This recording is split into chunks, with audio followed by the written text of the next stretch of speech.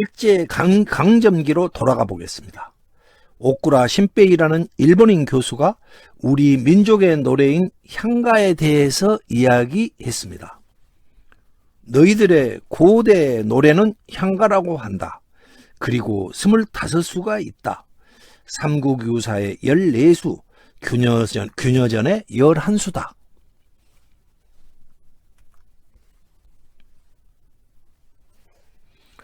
오쿠라 신베이 교수가 향가를 14수, 11수 이렇게 말했습니다.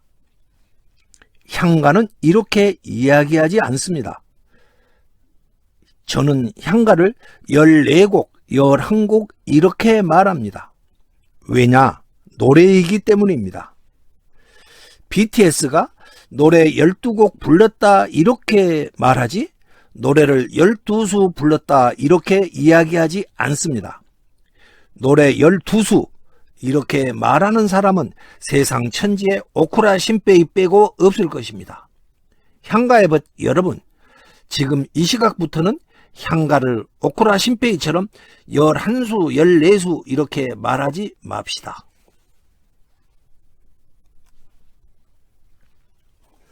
일제강점기 우리 민족에게는 커다란 시련이 있었습니다. 독립운동가들이 일본군에 의해 총살이 집행되고 있었습니다. 민족에 대해서 이야기하는 사람들이 여기저기서 붙잡혀 총살되고 있었습니다.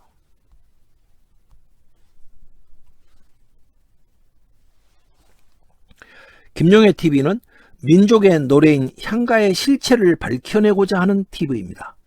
구독자가 조금만 더 늘게 되면 큰 힘이 되겠습니다. 응원 부탁드리겠습니다. 그리고 보다 좋은 내용이 만들어질 수 있도록 후원 부탁드리겠습니다.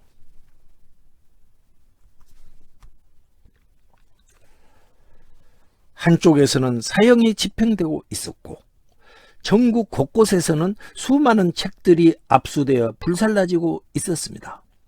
민족에 대해 이야기하는 책들도 소각되었습니다.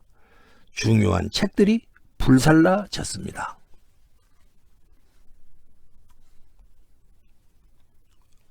중국의 진나라 진시황이 책을 불사르고 유학자들을 파묻었다가 지금까지도 욕을 먹고 있습니다.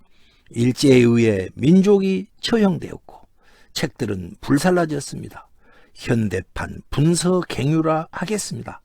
아마 두고 욕을 먹을 것이라고 생각합니다. 그리고 이 일을 잊어서는 안 될 것입니다.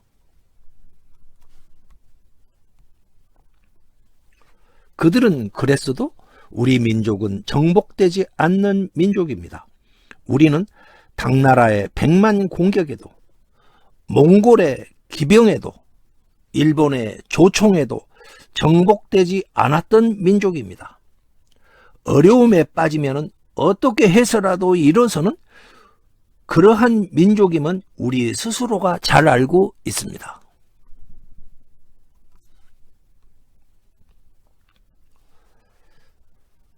이런 일이 전국적으로 저질러지고 있을 때였습니다. 일본의 몇몇 언어학자들이 우리 민족의 정신 그 자체이자 문화의 원류라고 할 민족의 노래인 향가에 매달리고 있었습니다. 우리는 이들 일본인 언어학자 중 오쿠라 신베이라는 학자에 대해서 주목해야 할 것입니다. 그는 일본 동경제국대학교 언어학과를 졸업했습니다. 사진은 동국제국대학교 언어학과 교수진의 사진입니다. 일제는 동경에다가는 동경제대를 세웠고 서울에다가는 경성제대를 세웠습니다. 서울의 일제 때 경성이라고 한 것은 알고 계시죠?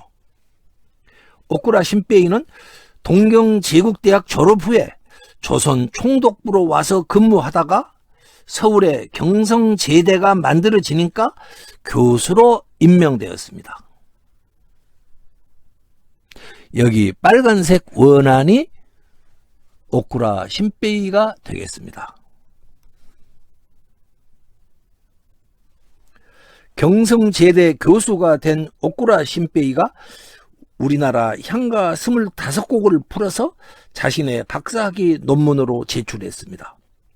오쿠라 신베이 교수가 향가를 풀었고 향가는 25수라고 했습니다. 우리는 지금도 향가가 25개라고 오쿠라 신베이의 이론을 죽어라고 맹종하고 있습니다.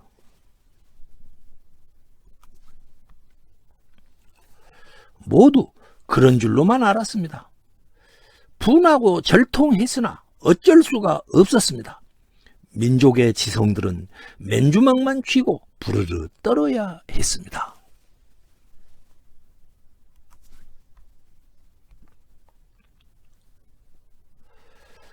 우리 민족의 뿌리와 민족의 문화가 일제에 의해 주물러지고 있었습니다. 이때 양주동이라는 젊은이가 있었습니다. 그는 민족 정신에 불타고 있었습니다. 일제강점기 1932년에는 조선의 맥박이라는 시집을 발간할 정도였습니다. 사진이 젊은 양주동이 펴냈던 조선의 맥박이라는 책입니다. 그가 이 책에 게재했던 그의 시 조선의 맥박 한 구절입니다. 제가 한 구절을 읽어드리도록 하겠습니다. 보라, 이른 아침 길가에 오가는 튼튼한 젊은이들, 어린 학생들, 그들의 공 던지는 날랜 손발, 책복 낀 여생도의 힘있는 두 팔, 그들의 빛나는 얼굴, 활기 있는 걸음걸이, 이야말로 참으로 조선의 산 맥박이 아닌가.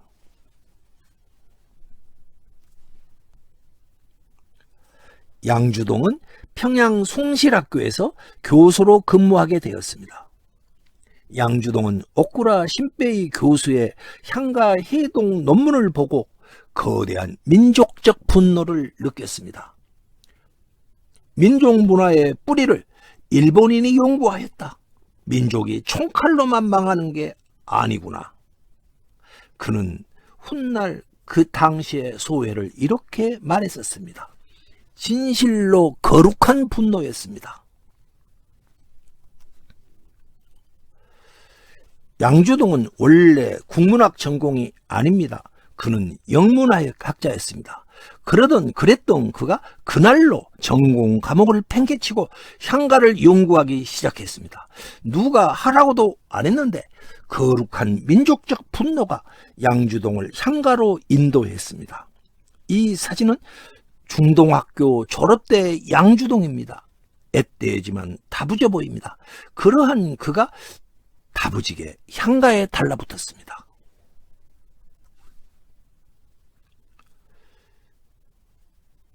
비록 비전공자였으나 양주동은 기어이 향가를 해독해냅니다. 그리고 오쿠라 신베이의 오류를 찾아내서 애리하게 비판합니다. 오쿠라 신베이는 쩔쩔 맸습니다. 반박다운 반박도 못했습니다. 그는 10년 후에 두고 보자, 그렇게 어느 기자회견 때 말했습니다. 해방 3년 전인 1942년, 짙은 암흑이 민족의 가슴을 짓누르고 있었던 때였습니다. 그러한 때 우리 민족이 우리 민족의 노래를 풀어냈다라는 소식에 우리 민족은 거족적으로 환호했습니다. 민족을 생각하던 이들이 고초를 겪던 그러한 때 그는 민족의 향가를 연구해서 풀어낸 것입니다. 그리고는 3년 후 솜사탕같이 달콤하고 모두가 꿈으로만 여겼던 광복이 찾아왔습니다. 양주동의 향가 해독 3년 후였습니다. 이 사진은 동국대학교 재직 시의 양주동 박사님 사진입니다. 사진 옆 그의 글을 보십시오. 산 넘고 물 건너 그대를 보러 길 떠났노라. 대학 시절 글을 아시는 분들은 양주동 박사님께서는 이 글처럼 기세등등하였다고 합니다. 당연합니다. 그의 업적은 대단했거든요. 그러나 저는 박사님께서 기세가 등등하시든 말든 박사님으로부터 혼이 나건 말건 할 말은 해야겠습니다. 양주동 박사님의 연구에 옥의 티가 있으시다, 이 사실입니다. 양주동 박사님께서 옥구라 신빼이라는 옥구라 신빼이의 이론에 대해서 면밀한 검토도 없이 그만 그의 해독 방식을 덜커덕 받아들이시고 만 것입니다. 참으로 아쉬운 옥의 티라 하겠습니다. 그러나 그 어려웠던 시절, 더구나 민족 최초의 향가 해독이었기 때문에 이러한 정도의 티는 충분히 양해 가능하다고 저는 생각합니다. 문제는 양주동 박사님 이후 현재까지 뒤를 잇는 수많은 연구자들이 충분한 검토도 없이 옥구라 신빼이의 해독 방식을 그대로 받아들이고 있다는 사실입니다. 해방 이후 우리 향가 연구자들 앞에는 두 가지 길이 놓여 있었습니다. 하나는 일제강점기 독립운동가에 대한 처형이 집행되고 민족의 역사가 압수소각되던 그토록 엄혹했던 시절, 경성제대 교수로 명성이 짜르르 했던 옥구라 신빼이 교수를 정면으로 치받았던 젊은 양주동의 정신을 따르는 길이 하나 있었습니다. 또 하나의 길은 옥구라 신빼이가 타고 지나갔던 수레바퀴 자욱을 한 걸음도 옆으로 비키지 않고 충실히 뒤따라가는 길이 놓여 있었습니다. 우리는 어느 길로 갔어야 했을까요?